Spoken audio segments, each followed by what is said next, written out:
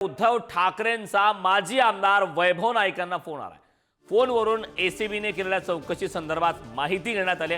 काल वैभव नाईक आणि पत्नी स्नेहा यांची तब्बल 6.5 तास चौकशी झाली आणि त्याच संदर्भात उद्धव बाळासाहेब ठाकरे पक्षाचे प्रमुख उद्धव ठाकरे यांनी वैभव नाईकांना फोनवरून संपर्क साधत या संदर्भात चर्चा केल्याचं सुद्धा कळतंय।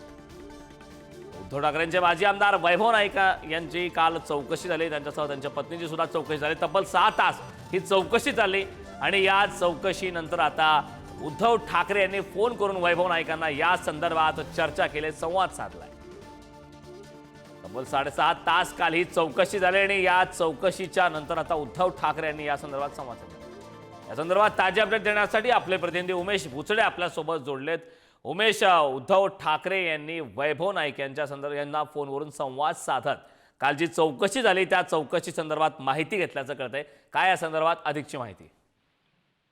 निश्चितच करण वैभव नाईक यांची एसीबी चौकशी काल 6.5 तास सुरू होती आणि त्या दरम्यान उद्धव ठाकरे जे सेना प्रमुख आहेत त्यांना फोन केला पक्षाचे प्रमुखांनी आणि त्यांनी चौकशी की नेमकी काय चौकशी झाली, काय विचारले प्रश्न असं त्यांची चौकशी झाली, एवढं काय कारण आहे असं देखील उद्धव ठाकरे यांनी फोन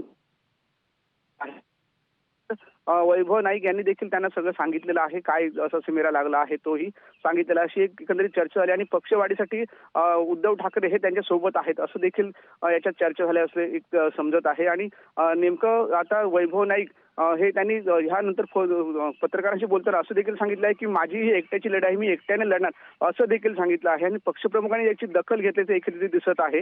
आणि उद्धव ठाकरे आता वैभव नाईकांनी कसं पाठबळ देतात, काय त्यांना सांगतात हे देखील आता पुढच्या दृष्टिकोनातून पाहावं लागणार आहे। नक्कीच उमेश, खूप खूप धन्यवाद या सविस्तर अशा माहितीबद्दल।